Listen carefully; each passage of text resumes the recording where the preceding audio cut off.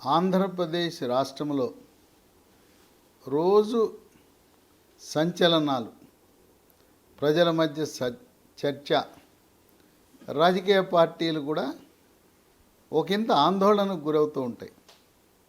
Republic day రోజున గణతంత్ర దినోత్సవ సందర్భంగా ప్రసంగం అయిన తర్వాత పవర్ స్టార్ పవన్ కళ్యాణ్ చంద్రబాబు నాయుడు జనసేనతో సంప్రదించకుండా 2 సీట్లు ఎమ్మెల్యే సీట్లు ప్రకటించాడు.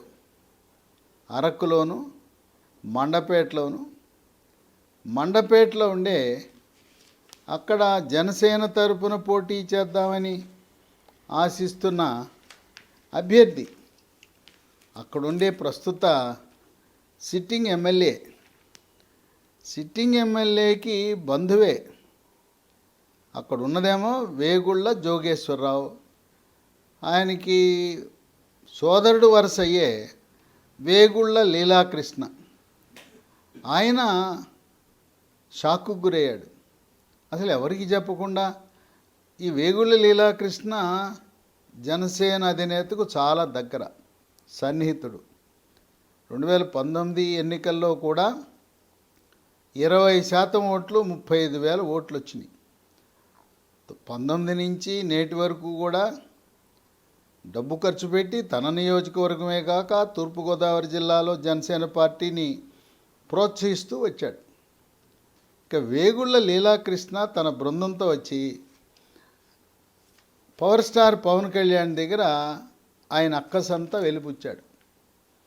ఇక మరి నాయకులను, కార్యకర్తలను, శ్రేణులను ప్రోత్సహించాలి కదా.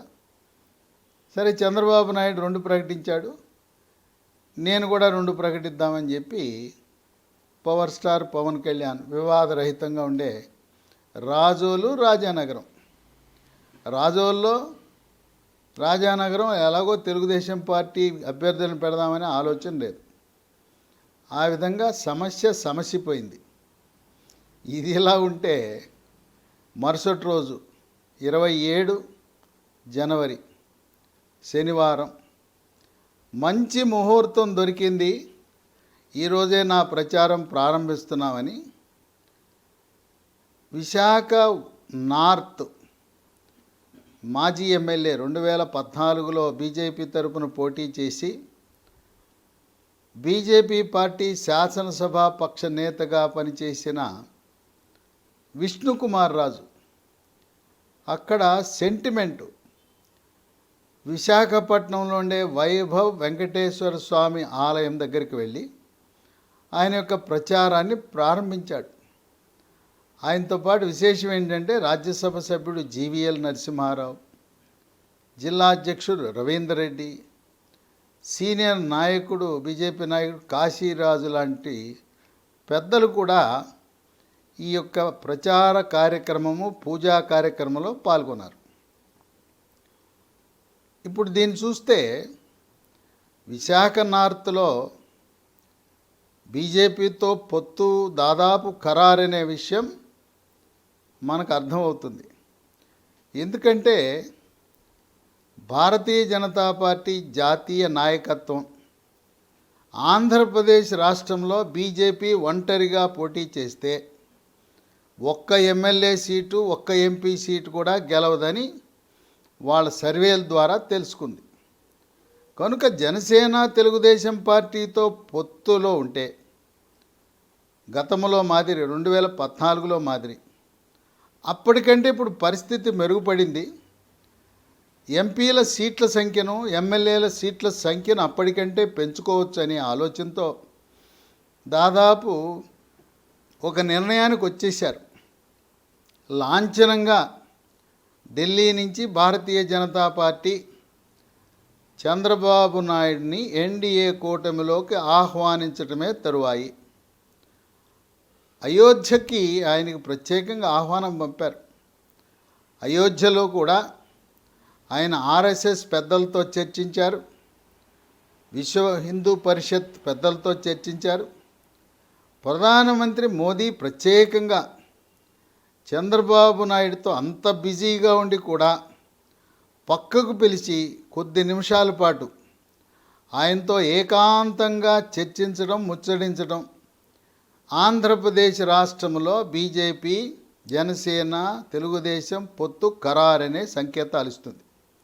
అందువల్లనే బీజేపీ వాళ్ళతో పొత్తు సీట్లు చర్చించాలి కనుక తెలుగుదేశం, జనసేన పార్టీలు అభ్యర్థులను ప్రకటించటం లేదు. ఇప్పటికే 4 నియోజకవర్గాల్లో ప్రకటించారు, చెరొక 2. వాటి వల్ల బీజేపీకి ఎటువంటి ఇబ్బంది లేదు. బీహార్ రాష్ట్ర పరిణామాలు. అక్కడుండే నితీష్ కుమార్ యాదవ్ ప్రస్తుత ముఖ్యమంత్రి, జేడీయూ పార్టీ అధినేత. ఆయన ఇండియా కూటమి కాంగ్రెస్ పార్టీతో తెగతెంపులు చేసుకుని బయటకు వచ్చి మళ్ళీ 5వసారి 4 సార్లు బీజేపీతో ఎన్డీఏ కూటమితో తెంపుకుని మళ్ళీ ఇప్పుడు 5వసారి కలవటానికి రంగం సిద్ధమైంది. 28 జనవరి ఆయన ముఖ్యమంత్రి పీఠాన్ని అధిష్ఠిస్తూ ఈసారి ఎన్డీఏ అంటే బీజేపీ, జేడీయూ కూటమి ముఖ్యమంత్రిగా ఆయన 8వసారి ముఖ్యమంత్రిగా గత 20 ఏళ్ళగా బీహార్ ముఖ్యమంత్రిగా కొనసాగుతున్నాడు. అంటే దాన్ని బట్టి చూసేది ఏంటంటే రాజకీయాల్లో శాశ్వత శత్రువు, శాశ్వత మిత్రులు అనేది ఉండదు. తర్వాత ప్రతిపక్షంలో ఉన్నప్పుడు వాళ్ళు నానా మాటలు మాట్లాడుతుంటారు, తిడుతుంటారు.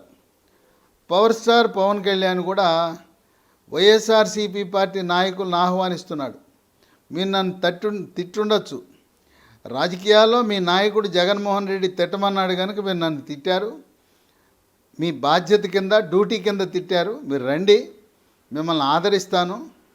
మీలో ఎవరైతే పట్టుత్వమైన నాయకత్వం, పటిష్టమైన నాయకత్వం ఉందో మిమ్మల్ని అందరినీ ప్రోత్సహిస్తాను, జనసేన పార్టీకి రమ్మని ఆహ్వానించాడు. 4 సార్లు విడిపోయి మళ్ళీ 5వసారి కలవటం. విడిపోవటం అంటే ఏదో భార్యాభర్తల విడాకులు లాంటిది కాదు. రాజకీయాల్లో శాశ్వత మిత్రుడు, శాశ్వత శత్రువు ఉన్నాడు కనుక ఒక 6 నెలలు కలిసి ఉంటారు, మళ్ళీ 6 నెలలు బయట ఉంటారు, మళ్ళీ కలుస్తుంటారు. నితీష్ కుమారే అసలు ఇండియా కూటమి ఏర్పాటు చేసిందే నితీష్ కుమార్. ఆయన చైర్మన్ కావాలని ఆశించాడు. కాంగ్రెస్ పార్టీ అది సాధ్యపడలేదు. దానివల్ల ఆయన మల్లికార్జున ఖర్గేని ఇండియా కూటమి చైర్మన్గా పెట్టడం వల్ల నితీష్ ప్రధానమంత్రి కావాలనుకున్నాడు. వాళ్ళు కాంగ్రెస్ వాళ్ళు అవకాశం ఇచ్చే పరిస్థితి లేదు, అందువల్ల బయటకు వచ్చాడు. ఇప్పుడు దేశం అంతా అందరికీ అర్థమైపోయింది, రాజకీయ పార్టీలందరికీ, మోదీ 3వసారి ప్రధానమంత్రి కాబోతున్నాడు. 303 సీట్ల నుంచి బీజేపీ 350 సాధిస్తుందని, ఎన్డీఏ కూటమి 400 పైగా లోక్సభ సీట్లు గెలుస్తుందని ఊహాగానాలు ఉన్నాయి. ఇప్పుడు పరిస్థితి, దేశంలో ఉండే అన్ని రాజకీయ పార్టీలు ఎన్డీఏ కూటమిలో చేరాలని అనుకుంటారు, కానీ ఓడిపోయే ఇండియా కూటమి కాంగ్రెస్ పార్టీ ఆ పక్కన ఉండాలని ఎవరు కోరుకోరు. ఏ విధంగా 4 సార్లు విడిపోయి మళ్ళీ 5వసారి కలిసినట్టుగా చంద్రబాబు నాయుడు తెలుగుదేశం పార్టీ ఇప్పటికి 2 సార్లు కలిసింది, 2 సార్లు విడిపోయారు. వాజ్పేయి ఉండగా ఒకసారి కలిశారు, మోదీ ఉండగా ఒకసారి కలిశారు, 2 సార్లు విడిపోయారు. ఇప్పుడు మళ్ళీ 3వసారి కలవడానికి ఏం అభ్యంతరం ఉండదు. ఈ గతంలో ఏదో ఒకరినొకరు అనుకున్నారు కదా అంటే అది తూచి.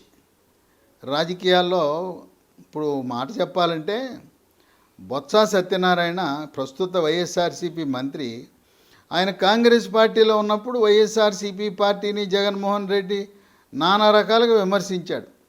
అవన్నీ పార్టీ చెప్పిందండి నేను చేశానంటాడు.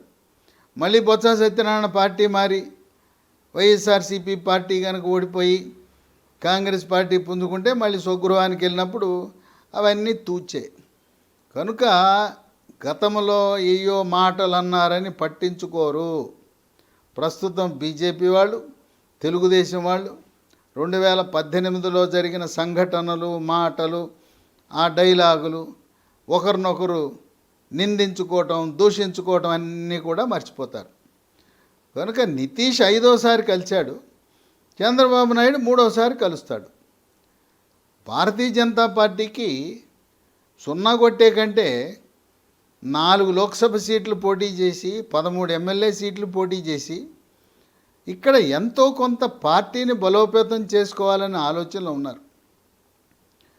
త్వరలో చంద్రబాబు నాయుడు, జనసేన అధినేత పవర్ స్టార్ ఇద్దరు కూడా ఢిల్లీకి వెళ్ళి ఢిల్లీ పెద్దలతో, బీజేపీ పెద్దలతో చర్చించి అక్కడి నుంచి త్వరలో బీజేపీ ఎన్డీఏ కూటమిలో చంద్రబాబు నాయుడిని ఆహ్వానిస్తుందని అధికారిక పత్రికాముఖమైన ప్రకటన త్వరలో వెలువడబోతూ ఉంది. ఇదిలా ఉంటే దేశంలో పద్మవిభూషణ్ అంటే 2వ అత్యున్నత పురస్కారం. Bharat Ratna number 1, number 2 Padma Vibhushan.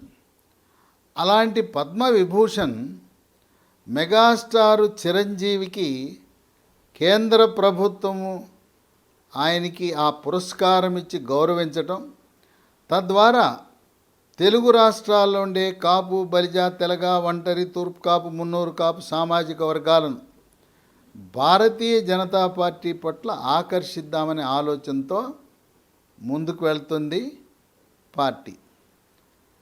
ఇప్పుడు విష్ణుకుమార్ రాజు విశాఖ నార్త్లో 2014లో 20,000 ఓట్ల మెజార్టీతో గెలిచాడు.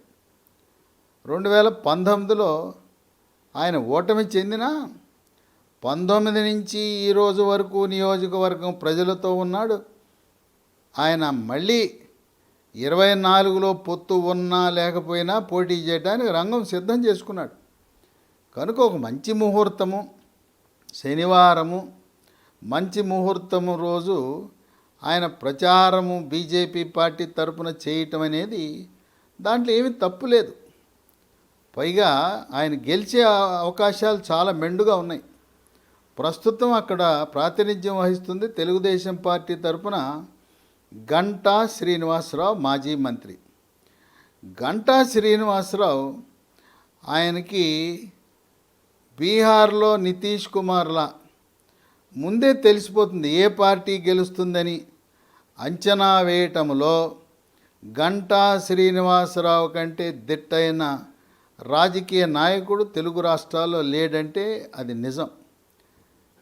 ఆయన గంటా శ్రీనివాసరావు కలిసి వచ్చే అంశాలు ఏంటంటే భీమవరంలో 2 సార్లు ఎమ్మెల్యేగా, ఒకసారి కాంగ్రెస్, రెండవసారి తెలుగుదేశం పార్టీ తరపున ఎమ్మెల్యేగా గెలిచిన అంజిబాబు ఆయన గంటా శ్రీనివాసరావుకి వియ్యంకుడు. ఇంకొక వియ్యంకుడు తెలుగుదేశం పార్టీలో కీలకమైన వ్యక్తి, సర్వం తానే చంద్రబాబు నాయుడికి కష్టాలలోనూ సుఖాలలోనూ ఒక కుటుంబ సభ్యుడిలా భాగస్వామ్యుడైన నారాయణ విద్యా సంస్థల చైర్మన్, మాజీ మంత్రి పి నారాయణ కూడా గంటా శ్రీనివాసరావుకి మరొక వియ్యంకుడు. అంటే ఆ కుటుంబంలో భీమవరం, నెల్లూరు సిటీ, విశాఖ. అందువల్ల గంటా శ్రీనివాసరావుకి నారాయణ కొండంత బలం, కొండంత అండ. గంటా శ్రీనివాసరావు ఒకసారి పోటీ చేస్తే ఇక మళ్ళీ ఆ నియోజకవర్గంలో రెండోసారి పోటీ చేయడు. ఇదొక ఉదాహరణ, ఇదొక తార్కాణం నియోజకవర్గాలు మారటం. 1999లో గంటా శ్రీనివాసరావు అనకాపల్లిలో తెలుగుదేశం పార్టీ ఎంపీగా గెలిచాడు. 2004లో చోడవరం వెళ్ళి చోడవరం తెలుగుదేశం పార్టీ తరపున ఎమ్మెల్యేగా గెలిచాడు. అప్పుడు కాంగ్రెస్ పార్టీ హవా ఉన్నా కూడా తెలుగుదేశం ఎమ్మెల్యేగా గెలిచాడు. చిరంజీవి మెగాస్టారు పీఆర్పీ పెడితే పీఆర్పీ పార్టీలో చేరాడు. అనకాపల్లికి వచ్చి ఎమ్మెల్యేగా పోటీ చేసి పీఆర్పీ పార్టీ తరపున గెలిచి పీఆర్పీ పార్టీని కాంగ్రెస్లో విలీనం చేసిన తర్వాత ఈయన గంటా శ్రీనివాసరావు పీఆర్పీ కోటా కింద మంత్రి అయ్యాడు. ఈయనతో పాటు మరొక మంత్రి అయిన వ్యక్తి రాయలసీమ నుంచి సి రామచంద్రయ్య. సి రామచంద్రయ్య ప్రస్తుతం వైఎస్ఆర్సీపీ పార్టీని వీడి, ఆయన బలిజ సామాజిక వర్గం, ఆ పార్టీని వీడి ప్రస్తుతం తెలుగుదేశం పార్టీలో చేరాడు. ఇక 2009 అయిపోయిన తర్వాత కాంగ్రెస్ పార్టీలో విలీనమైన 2014లో రాష్ట్ర విభజన తర్వాత కాంగ్రెస్ పార్టీ జీరో అయిందని తెలిసి ఈసారి 2014లో భీమిలి నియోజకవర్గం నుంచి పోటీ చేశాడు. అక్కడ గెలిచాడు. గంటా శ్రీనివాసరావు తనతో పాటు మరో 4 కాంగ్రెస్ సీనియర్ నాయకులను కూడా తెలుగుదేశం పార్టీలో చేర్పించి ఒక డీల్ కుదుర్చుకున్నాడు. మేము 5 వస్తున్నాం, నాకు మంత్రి పదవి ఇవ్వాలని ఆయనకు మంత్రి అయ్యాడు. ఇక 2019లో మళ్ళీ నియోజకవర్గం మార్చి విశాఖ ఉత్తరానికి వచ్చాడు, విశాఖ నార్త్. బీజేపీ పొత్తులు లేదు కనుక చంద్రబాబు నాయుడు విశాఖ నార్త్ ఇచ్చాడు. విశాఖ నార్త్లో విజయం సాధించడం జరిగింది. ఇక ఇప్పుడు విశాఖ నార్త్ విష్ణుకుమార్ రాజుకి కేటాయిస్తారు. అందువల్ల గంటా శ్రీనివాసరావు చూపు ఈసారి వైజాగ్ దాటి విజయనగరం మీద పడింది. ఇక్కడెక్కడ ఖాళీలు లేవు, అన్నీ అయిపోయినాయి. కొత్త నియోజకవర్గ అన్వేషణలో నెల్లిమర్ల నియోజకవర్గం మీద కన్నేశాడు. నెల్లిమర్ల విజయనగరం జిల్లాలో విజయనగరం పక్కనే ఉన్న ఆ నియోజకవర్గం కేటాయించవలసిందిగా తెలుగుదేశం పార్టీ అధిష్టానాన్ని కోరాడు. ఇక్కడ జనసేన పార్టీకి ఒక 20,000 ఓట్లు ఉన్నాయి. కాపులు ఉన్నారు, తర్వాత క్షత్రియులు ఉన్నారు, కమ్మవారు ఉన్నారు, అన్ని సామాజిక వర్గాలు ఉన్నాయి. ఇక్కడ విశాఖ నార్త్లో విష్ణుకుమార్ రాజు యొక్క విజయం నల్లేరు మీద నడక. గెలిస్తే మళ్ళీ గతంలో ఆయన నిర్వహించిన బాధ్యతలు, ఆయన్ని శాసనసభ పక్ష నేతగా బీజేపీ పార్టీ ఆయన్నే మళ్ళీ ఎంపిక చేసుకునే అవకాశం కూడా ఉంది. అందువల్ల ఒక మంచి ముహూర్తం చూసి ఆయన ప్రచారం చేయటం రాష్ట్ర ప్రజలకు కూడా ఒక సంకేతం ఇచ్చింది. ఓహో, అయితే తెలుగుదేశం జనసేన బీజేపీ పొత్తు కుదిరిందా, అందుకే జీవీఎల్ నరసింహారావు విష్ణుకుమార్ రాజు ఇద్దరు కలిసి ఓ మంచి ముహూర్తం పెట్టుకుని వైజాగ్లో ప్రచారం విశాఖ నార్త్లో ప్రారంభించారనేది ప్రజలకు అవగాహన ఉంటుంది. అలాగే విష్ణుకుమార్ రాజు ఏమీ చోటామోటా నాయకుడు కాదు. ఆయన రాష్ట్ర ఉపాధ్యక్షుడు, బాధ్యతాయుతమైన పదవిలో ఉండి ఆయనకి కొన్ని సంకేతాలు ఢిల్లీ నుంచి రావటం వల్ల ఆయన ఈ యొక్క ప్రచార కార్యక్రమాన్ని ప్రారంభించాడు. ఇదిలా ఉంటే కైకలూరు, ఉమ్మడి కృష్ణా జిల్లాలో కైకలూరు నియోజకవర్గంలో 2018 వరకు బీజేపీ పార్టీ తరఫున వైద్య ఆరోగ్య శాఖ మంత్రిగా పనిచేసిన డాక్టర్ కామినేని శ్రీనివాస్, ఆయన 2019 ఎన్నికల్లో పోటీ చేయలేదు. అయినా కైకలూరు నియోజకవర్గాన్ని వదిలిపెట్టకుండా ప్రజా సంక్షేమాన్ని మరి చూసుకుంటూ శుభాశుభ కార్యక్రమాలకు హాజరవుతూ ఆయన నవంబరు 23లోనే వేగం పెంచాడు.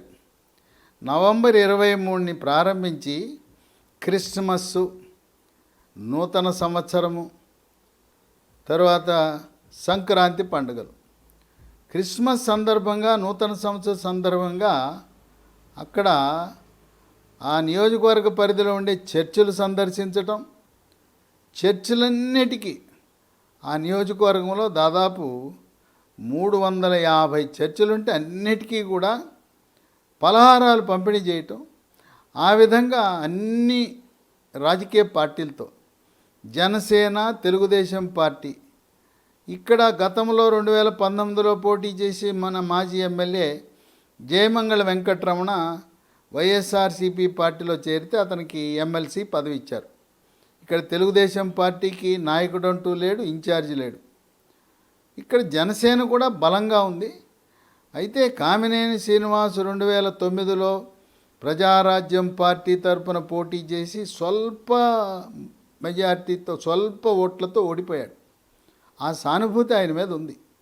కేవలం 800 ఓట్లతో ఓటమి చెందాడు. పీఆర్పీ పార్టీ తరపున మెగాస్టార్ చిరంజీవితోనూ, జనసేన పవర్ స్టార్ పవన్ కళ్యాణ్తో సత్సంబంధాలు ఉన్నాయి కనుక చంద్రబాబున ఈయన మొదట తెలుగుదేశం పార్టీనే ఆవిర్భావము 1982లో పార్టీ ప్రారంభించినప్పటి నుంచి తెలుగుదేశం పార్టీలో ఉండి ప్రజారాజ్యం పార్టీ చిరంజీవి పెడితే చిరంజీవి ఆహ్వానం మేరకు పార్టీలోకి వెళ్ళాడు. అప్పటి వరకు కూడా తెలుగుదేశం పార్టీలో ఉన్నాడు.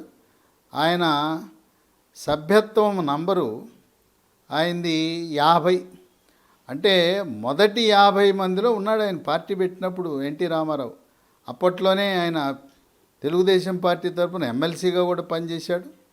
ఇక ఆయన సంక్రాంతి సంబరాలు, నూతన సంవత్సర వేడుకలు, ఇప్పటికే కైకలూరు నియోజకవర్గంలో తెలుగుదేశం, జనసేన పార్టీ, బీజేపీ అని బోర్డు పెట్టకపోయినా ఆత్మీయ సమావేశాలని చెప్పి అన్ని గ్రామాలు పర్యటనలు పూర్తి చేసి అన్ని గ్రామాల్లో ఆత్మీయ సమావేశాలను పెట్టి నియోజకవర్గంలో ఉండే 4 మండలాలు పర్యటనలు పూర్తి చేసి విష్ణుకుమార్ రాజు కంటే కూడా ఒక అడుగు ముందు వేసి, ఎందుకంటే చంద్రబాబు నాయుడు ఆయనకి seat okay, power star Pawan Kalyan seat okay, Nadendla Manohar కూడా ఈయన పేరే చెప్తారు. అట్లాగే బీజేపీ హైకమాండ్ కూడా ఈయన పేరే, మీరు గతంలో ఇక్కడ పోటీ చేశారు, అప్పట్లో 26,000 మెజార్టీతో గెలిచారు, మొట్టమొదటిసారి బీజేపీ జెండా ఎగిరింది కైకలూరులో, కనుక మళ్ళీ ఆయన అభ్యర్థి అవుతాడు. ఈసారి ఇప్పుడు ఆయన పర్యటనలు, ఆయన యొక్క ప్రచారం చూస్తే ఈసారి బీజేపీ, జనసేన, తెలుగుదేశం కూటమి 50,000 మెజార్టీ సాధిస్తుంది.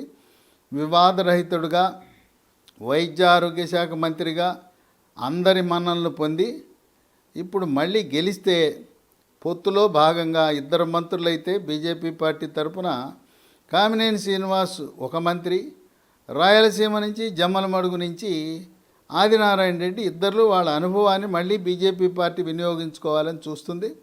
అందువల్ల నియోజకవర్గంలో ఎవరైతే మనల్ని ప్రజలు గౌరవించారో ఆ నియోజకవర్గంలో తిరగటం తప్పు కాదు, ప్రచారం చేయటం తప్పు కాదు. ఆ విధంగా ఒక అడుగు ముందేసి ఉన్నాడు కామినేని శ్రీనివాస్ విష్ణుకుమార్ రాజు కంటే. దానికి ఎటువంటి రాజకీయంగా తప్పు పట్టవలసిన అవసరం ఏమాత్రం లేదు. ఇక బీజేపీతో లాంఛన ప్రకటన మాత్రమే తరువాయి. 2014లో 4 లోక్సభ సీట్లు కేటాయించారు బీజేపీకి. అప్పట్లో 4 కేటాయిస్తే 2 సీట్లు గెలిచింది బీజేపీ. విశాఖ నుంచి హరిబాబు ఆయన గెలిచాడు. మంత్రివర్గంలో స్థానం ఇవ్వవలసి ఉన్న కొన్ని కారణాల వల్ల ఇవ్వలేకపోయారు. ఆయన ప్రస్తుతం గవర్నర్గా, ఈశాన్య రాష్ట్రాల గవర్నర్గా ఉన్నాడు. రెండవ అభ్యర్థి గెలిచింది నర్సాపురం నుంచి గంగరాజు. ఆ ఇద్దరు గెలిచారు. రాజంపేట, తిరుపతిలో ఓటమి చెందారు. ఈసారి ఆ 4 నియోజకవర్గాల్లో విశాఖ నుంచి పురంధరేశ్వరి పోటీ చేస్తుంది. పోటీ చేసి ఆమె గెలిచిన తర్వాత ఇప్పుడు ప్రస్తుత పరిస్థితుల్లో విశాఖ నుంచి ఈ 3 పార్టీలు కలిసి పోటీ చేస్తే 1,00,000 ఓట్ల మెజార్టీతో గెలిచే అవకాశాలు ఉన్నాయి. ఆమెకి కేంద్ర కేబినెట్లో కూడా అవకాశం కల్పించాలనే ఆలోచనలో ప్రధానమంత్రి మోదీ, బీజేపీ హైకమాండ్ ఉంది. కనుక రాష్ట్ర ప్రయోజనాలు కాపాడటానికి పురంధరేశ్వరి విశాఖలో గెలిచి కేంద్ర మంత్రిగా బాధ్యతలు చేపట్టబోతా ఉంది. ఇక 2 నర్సాపురంలో RRR రఘురామకృష్ణరాజు బీజేపీ పార్టీ తరఫున పోటీ చేసి ఆయన కూడా 1,00,000 ఓట్ల మెజార్టీతో గెలిచే పరిస్థితి ఉంది. ఇక 3 రాజంపేట మాజీ ముఖ్యమంత్రి కిరణ్ కుమార్ రెడ్డిని పోటీ చేయించే ఆలోచనలో పార్టీ ఉంది. ఇక 4 తిరుపతి, అక్కడ కర్ణాటక చీఫ్ సెక్రటరీగా బాధ్యతలు చేపట్టి పదవీ విరమణ చేసిన రత్నప్రభ మాదిగ సామాజిక వర్గానికి చెందిన మహిళ ఉప ఎన్నికలో కూడా పోటీ చేసి ఓటమి చెందింది. ఆమెను తిరుపతి నుంచి పోటీ పెడతారు. ఈసారి 4 సీట్లు కూడా గెలిచే పరిస్థితి ఉన్నది. 2014లో 2 గెలిస్తే ఈసారి 4 గెలుస్తుంది. ఇంకో 2 పెంచాలని చంద్రబాబును అడగాలని ప్రయత్నిస్తున్నారు. రాజమండ్రి, ఏలూరు. రాజమండ్రి ఇస్తే సినీ నటి జయప్రద సమాజ్వాదీ పార్టీని వీడి భారతీయ జనతా పార్టీలో చేరి ఉత్తర భారతంలో ప్రచారం చేస్తూ ఉత్తరప్రదేశ్లో తను ఎన్నికల్లో క్రియాశీలకంగా పనిచేయటం, ఆమెను హైకమాండ్ రాజమండ్రిలో పోటీకి దింపుతుందని. ఎందుకంటే జయప్రద రాజమండ్రి స్థానికురాలు, ఆమె పుట్టింది రాజమండ్రి, అందువల్ల జయప్రద. అలాగే సుజనా చౌదరి మాజీ మంత్రి, తెలుగుదేశం పార్టీ తరఫున ఎన్డీఏ కూటమిలో మంత్రిగా పనిచేశాడు. ఆయన్ని ఏలూరు నుంచి పోటీ చేయించాలనే ఆలోచన ఉంది. ఏలూరులో ఇంతవరకు తెలుగుదేశం పార్టీ తరఫున అభ్యర్థులు ఎవరూ లేరు. అందువల్ల 6 సీట్లు అడగాలని భారతీయ జనతా పార్టీ సంకల్పం. 2014లో భారతీయ జనతా పార్టీకి తెలుగుదేశం 13 సీట్లు కేటాయించింది. తదుపరి చర్చల్లో 13లో ఒక 4 నియోజకవర్గాలు ఉపసంహరించుకోమని కోరింది. 9 మాత్రమే పోటీ చేశారు. ఉపసంహరించుకున్న ఆ 4 నియోజకవర్గాలు ఏవంటే ఇచ్చాపురం, నెల్లూరు సిటీ, సంతనూతలపాడు, కడప. అప్పట్లో పోటీ చేసిన నియోజకవర్గాలు బీజేపీ 9 ఏదంటే విశాఖ నార్త్ తరపున విష్ణుకుమార్ రాజు పోటీ చేసి గెలిచాడు. అప్పట్లో 4 ఎమ్మెల్యేలు గెలిచారు. 9 మంది పోటీ చేస్తే 4 గెలిచారు, 2 మంత్రులు అయ్యారు. 2 పాడేరు లోకుల గాంధీ ఆయన అనారోగ్య కారణాల వల్ల దైవ సన్నిధికి వెళ్ళటం జరిగింది. ఇది ఈ మధ్య కాలంలో కోవిడ్ సమయంలో దైవ సన్నిధికి చేరారు. ఇక 3 రాజమండ్రి అర్బన్ ఎముకల డాక్టర్ ఆకుల సత్యనారాయణ గెలిచాడు. 4 తాడేపల్లిగూడెం నుంచి మాణిక్యాలరావు గెలిచి కాపు సామాజిక వర్గం, ఆయన దేవాదాయ శాఖ మంత్రిగా కూడా పనిచేశాడు. ఇక 5 విజయవాడ పశ్చిమ వెల్లంపల్లి శ్రీనివాసరావు విజయవాడ పశ్చిమ నుంచి పోటీ చేసి కేవలం 3000 స్వల్ప ఓట్ల తేడాతో ఓటమి చెందాడు. ఇక 6 కైకలూరు కామినేని శ్రీనివాస్ పోటీ చేసి గెలిచి ఆయన మంత్రిగా పనిచేయడం జరిగింది. 7 నరసరావుపేట నల్లబోతు వెంకట్రావు ఆయన పోటీ చేసి ఓటమి చెందాడు. 8 మదనపల్లిలో చల్లపల్లి నరసింహారెడ్డి పోటీ చేసి ఓటమి చెందాడు.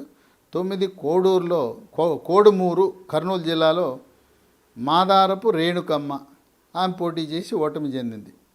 ఈసారి కూడా 13 ఎమ్మెల్యే సీట్లు, 6 లోక్సభ సీట్లు అడగాలని ఉన్నారు. ఇక బేరంలో ఆఖరిగా కనీసం 9 ఎమ్మెల్యేలు 4 లోక్సభలకి స్థిరపడే అవకాశం ఉంది. ఎందుకంటే 2014లో జనసేన అభ్యర్థులు లేరు. ఇప్పుడు జనసేన కూడా ఉంది కనుక భారతీయ జనతా పార్టీ కనీసం 4 లోక్సభ సీట్లు అలాగే 9 ఎమ్మెల్యే సీట్లకి ఒప్పుకునే అవకాశం ఉంది. 2 మంత్రులు అవుతారు క్యాబినెట్లో. రాష్ట్రం నుంచి ఒక కేంద్ర మంత్రిని పురంధరేశ్వర్ని మన తెలుగు ప్రజలు ఆంధ్రప్రదేశ్ నుంచి కేంద్ర క్యాబినెట్లో పంపబోతున్నాం. అలాగే జనసేనను ప్రోత్సహించాలని, కాపు సామాజిక వర్గాన్ని ఆకర్షించాలని అనకాపల్లి నుంచి కొనతల రామకృష్ణ పీసీ సామాజిక వర్గం, గౌర సామాజిక వర్గం, ఆయన జనసేన పార్టీలో గెలిస్తే ప్రధానమంత్రి మోదీ ఆయన ఎన్నడూ లేని విధంగా 27 మంది బీసీ సామాజిక వర్గం వాళ్ళకి కేంద్ర క్యాబినెట్లో అవకాశం కల్పించాడు కనుక కొనతల రామకృష్ణ జనసేన పార్టీ తరపున కేంద్ర మంత్రివర్గంలో స్థానము పొందినా ఏం ఆశ్చర్యం లేదు. జనసేన 3 సీట్లు పోటీ చేయాలనుకుంటుంది. మచిలీపట్నం వలభనేని బాలశౌరి, కాకినాడలో ముద్రగడ్డ పద్మనాభం ఆమోదిస్తే ముద్రగడ్డ పద్మనాభం, అట్లాగే అనకాపల్లి కొనతల రామకృష్ణ 3 సీట్లలో జనసేన పార్టీ పోటీ చేయబోతూ ఉంది. కనుక దాదాపు జనసేన, తెలుగుదేశం పార్టీ, బీజేపీ పొత్తు ఖరారు. ఈ వార్త కొంచెము ఈ వైఎస్ఆర్సీపీ పార్టీ వాళ్ళకి ఇబ్బందికరమే. ఎందుకంటే బీజేపీ కూటమి ఆంధ్రప్రదేశ్లో పోటీ చేస్తుంటే తెలంగాణలో ఎన్నికలు ఏ విధంగా పారదర్శకంగా, నిష్పక్షపాతంగా, ఎటువంటి తప్పులు దొరలకుండా, అధికార దుర్వినియోగం కాకుండా అనేక మంది ఉన్నతాధికారులను కేసీఆర్కు అడుగులకు మడుగులొత్తే అధికారులందరినీ బదిలీ చేసి ఎంత చక్కగా నిర్వహించారంటే తెలంగాణ రాష్ట్ర ఎన్నికల నిర్వహణ విధానం చూస్తే ఆనాటి శేషన్ గుర్తుకొచ్చాడు. అదేవిధంగా తెలంగాణలో ఏ విధంగా అయితే కొంచెం పక్కగా ఏదైనా పక్షపాత ధోరణి, ఎన్నికలలో అధికార పార్టీకి సాయం చేయాలనే ధోరణి కనపడితే వాళ్ళని బదిలీ చేయడమే కాకుండా ఎన్నికలకు సంబంధము లేని డ్యూటీలు ఇచ్చారు. వాళ్ళు డీజీపీని, ప్రధాన కార్యదర్శిని, అనేక మంది ఉన్నతాధికారులు ఐపీఎస్, ఐఏఎస్ని బదిలీ చేయడానికి ఏమాత్రం వెనుకంజ వేరు. ఇప్పటికే కేంద్ర ఎన్నికల సంఘం, కేంద్ర ప్రభుత్వం ఆంధ్రప్రదేశ్ అధికార పార్టీకి, ప్రభుత్వానికి ఒక రుచి చూపించారు, శాంపుల్ చూపించారు. తిరుపతి ఎన్నిక సందర్భముగా జరిగిన అవకతవకలకు బాధ్యుడైన ఆనాటి రిటర్నింగ్ అధికారిగా ఉన్న ఆనాటి తిరుపతి మున్సిపల్ కమిషనర్గా ఉన్న గిరీష ప్రస్తుతం కలెక్టర్గా ఉన్నాడు. ఆయన్ని కేంద్ర ఎన్నికల సంఘం సస్పెండ్ చేసింది. ఇంకా కొంతమందిని సస్పెండ్ చేసే అవకాశం ఉంది. కనుక భారతీయ జనతా పార్టీ కూటమిలో చేరితే ఎక్కడా ఎటువంటి అవకతవకలు జరగవు. గ్రామ సచివాలయాల్లో ఉండే సిబ్బంది ఎన్నికలతో సంబంధం లేదు. ఈసారి మళ్ళీ టీచర్లు రంగంలో దిగుతారు. యథావిధిగా టీచర్లు ప్రిసైడింగ్ అధికారులుగాను అసిస్టెంట్ ప్రిసైడింగ్ అధికారులు ఉంటారు.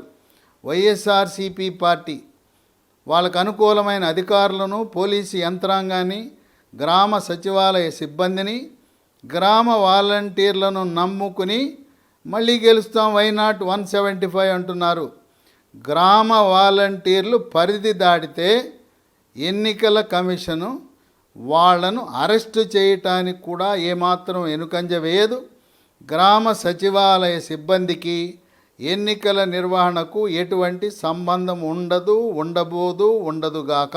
ఎందుకంటే ఇది వైఎస్ఆర్సీపీ పార్టీ నియమించిన సిబ్బంది కనుక ఆ ప్రభుత్వంలో నా పార్టీకి మేలు చేయాలనే సంకల్పం ఉంటుంది కనుక కేంద్ర ఎన్నికల సంఘం ఒక వ్యూహాత్మకంగా ఇప్పటికే ఒక జాబితా తయారు చేసింది.